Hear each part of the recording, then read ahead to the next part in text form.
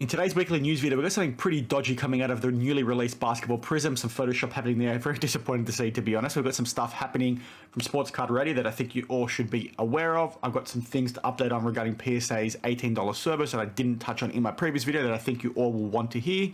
And then also we've got a few other things as well as, some interesting things out of a Facebook card grip that I think you all need to be very careful of and keep mindful if you do frequent those pretty often. So let's get started. Now, the first thing I want to touch on, like I highlighted at the very beginning, is this incident out of Panini Prism Basketball for the latest release. I think it released in the last couple of days or last week or so. Someone can correct me if I'm wrong. But Pac-Man cards and what he identified for Scotty Barnes. And the Scotty Barnes plays for the Toronto Raptors. He played 74 games in the regular season last year. He played a handful of playoff games as well. So there's plenty of opportunity for them to photograph him in a Toronto jersey.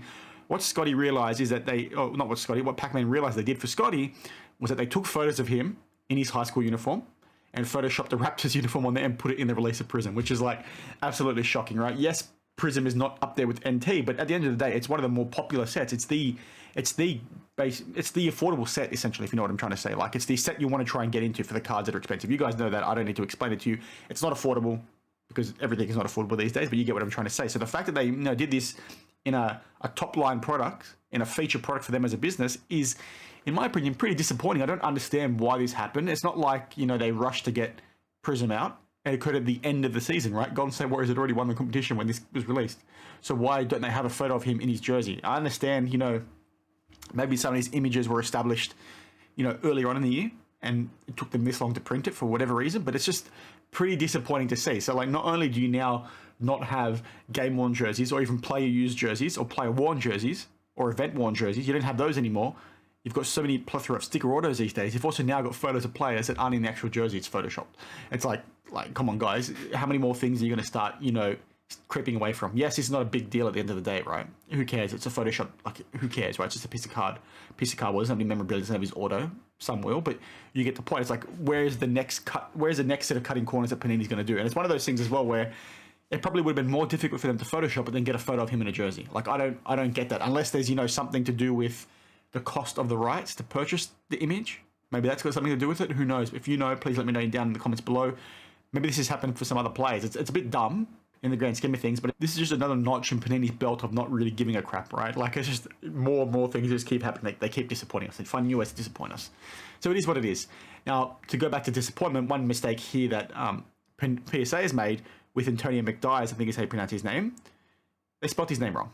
They got two E's instead of two S's. Like, okay, a lot of people are complaining about this when you've got this guy here saying, okay, how can you trust them to grade your card if they can't even spell it right? Like, at the end of the day, they're not going through the same process, right? Like, the graders are different to the people that are looking at the QC and the QA approvals of the labels, but come on, like, it's not the same, but still, it's pretty disappointing to see, right? Especially when you're paying the kind of money you're paying to get this card graded. So it's very disappointing to see that from PSA, but I'm not surprised because you've heard me talk about that many times in the past. BGS do the same issues, which I spoke about the other day. We see this stuff so consistently. It's like, when are you going to stop being surprised? I'm not surprised that I saw this, but it's pretty disappointing to see this, right? It's such a simple error to correct. The fact that it got put on the label, it printed and went through a review and still wasn't picked up is, again, really dumb, but again, not surprised. Now, I want to give a quick update from Sports Card Radio. So they did a insight into Dallas card investors, how they're one of these graders that popped up. They charge a fair bit of money and they're at all these card shows and they're advertising that, their grades are on par with SGC and PSA. And I think it was something like 95% of the time, the cards are going to get the same grade or higher when you do a cross transfer back to one of them other graders from Dallas Card Investor, because they do all those raw card reviews at the card shows. So I'm not going to go into the detail of their video, so you can please check it out in your own time. But what they do midway through the videos, they go on a bit of a tangent and they talk about how people are so quick to buy into the marketing from these companies and from these vloggers and from these YouTubers without doing the research themselves, right? And I've touched on that many times in the past as well. I'll do a pop-up on the screen in a second where I spoke about how you need to be careful when you're listening to these influencers, when you're listening to these videos, right? Because you don't know the person that you're seeing on the camera. You don't know the people that have started this business. So they're all fluff. The only way you can buy into what they actually do is having a look to see if they are consistent across a period of time, right? You don't just jump right in and spend $10,000 like the person in the video, or the person quoted in the video, I should say. When you have people doing that kind of thing, it's pretty disappointing. So just be very mindful of who you're trusting within the hobby, what businesses you're trusting, because there's so many people out there that are coming for your money. I've touched on this so many times. I've spoken about this so many times. The regulars on the channel will hear me talk about this almost on a weekly basis. It's very disappointing to see it happen so consistently and people still flock and they just trust on a whim what people say on an Instagram video, what people say on a YouTube video, what a business says on their website. What happened was this person had $10,000 worth of card graded and it was something like 90% of them came back with a lower grade. And the person that did that have a really detailed notes on how many grades were lower and things like that. It's actually really insightful. So please check out this video because the guys on Sports Card Radio do a good job detailing everything. So please check that out. Now, one thing I want to touch on here, before we get to the last point, is PSA and the $18 a card service. Now, I spoke about this, how I think it's, I think it's good to see that they're opening up again, but it's a bit strange at the fact that they've, gone really hard really quickly. But one thing I forgot to mention in my last video that somebody in the comments reminded me of is that PSA's East Coast operation is about to open. It hasn't opened yet. I think they anticipate it was going to open in Q3 or 4 in 2022, which means it's probably going to happen in the next, 1 to 6 months. But somebody said it's probably happening around August is what the rumor is, right? So I'm not surprised to see this now with that in mind, right? Because now they've got a whole nother workshop, a whole nother workflow that they need to get cards pumping out through. So the fact that they're trying to cash in on the national and get so many cards in hand is probably primarily there to get the East Coast operation filled with backlog of cards, right? So they can actually start pumping things out. So this is good and bad for a few reasons. One, I think it would have been nice to see the East Coast operation help them get through their existing backlog first. But at the same time, they're a business, so they need to make sure they're going to be generating revenue long term, right? They're here to make money. You can't hate them for that. And I know some people have made videos speaking about the East Coast operation, saying it's really dodgy that PSA is doing this. It's like, no, they're a business. They're here to make money. You can't be angry at them for trying to make money, right? That's so silly if you're going to hate on them for being greedy. They're a corporation. They're there to make money, first and foremost. Okay, if they weren't there to make money, we wouldn't be having them. You can't get angry at them for trying to make money. And I always question why people say that sort of stuff about them. You can't question them for trying to make money. It's like me getting angry at you saying, well, why do you have 2 jobs for? You can't spend time with me as a friend. Why do you have 2 jobs for? It's like, no, because you need to make money. You need to pay the bills. These guys need to pay their own bills. I'm talking in circles now, but that's primarily what I think they've opened this up for. It'd be curious to see if that actually comes into fruition. But let's sort of wait and see. And I think it's going to be really cool, if they don't get a huge lot of cards in, because if that East Coast operation can help them with their existing backlog, we could see PSA pumping out a huge number of cards a week. I don't expect the East Coast operation to be right up there with their current West Coast operation, but it should make somewhat of an impact, right? I think currently they're looking at, 200,000 to 250,000 cards a week.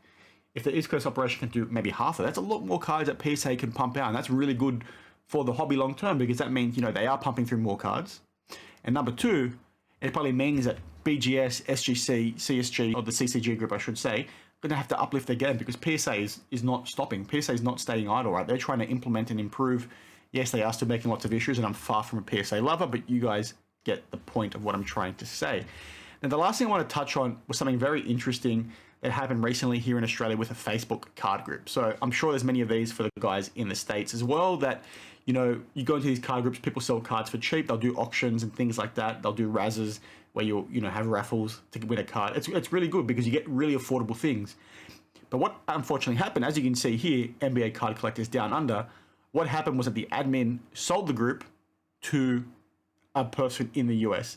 And the group has basically turned to crap within the space of a week. And it's pretty crazy because this is a group that's been running in Australia for I think it's 10 years or something along those lines. I've been in this group pretty much since day one.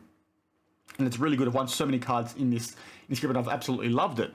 Somebody brought this to my attention. I didn't even notice that this actually happened. I saw people posting weird things for sale, which doesn't normally happen in this group because the admins and moderators typically make sure things, are run very smoothly, which is why this group has been around for so long.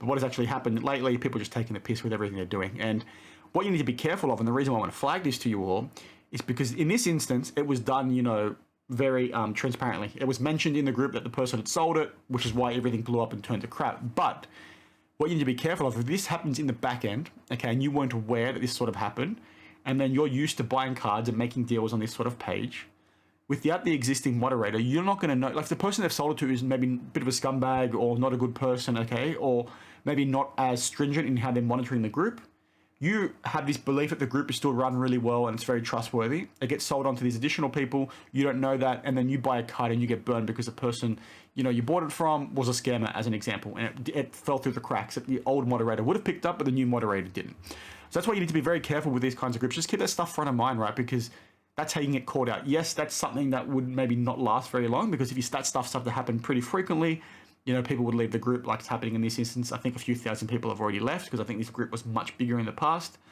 But you don't want to be the first person getting caught out, right? Because that's the one that, you know, you can't recover from in that instance. You've missed out too bad. So just be very careful. Be very mindful of where you're spending your money, like I've touched on in the past as well. But that is sort of it for this week. I just thought I'd bring those things to your attention as always. So if you're new to the channel, these videos are basically here for me to, you know, bring up to speed on some of the news that's happening within the hobby over the past week. I do these every week on a weekly basis, obviously, but I do this every week just to try and bring things front of mind, make sure that you're aware of things and you don't really get caught out. So please share your thoughts down on any of the points we discussed today in the comments below. If you like the video, please give me a like and a follow. Let me know what your thoughts are on that Prizm basketball stuff, because a lot of people are saying, well, it's just photoshopped, who cares? But from my perspective, I'm like sort of indifferent, but it's just disappointing to see, right? Ideally, you don't want to see something like that happening. I want a card of a player wearing the actual jersey, okay? Because then it just defeats the purpose. What are they going to cut corners on next? It's like I said a bit earlier. So that's sort of it. Thanks for watching. As always, I will see you in the next one. Cheers.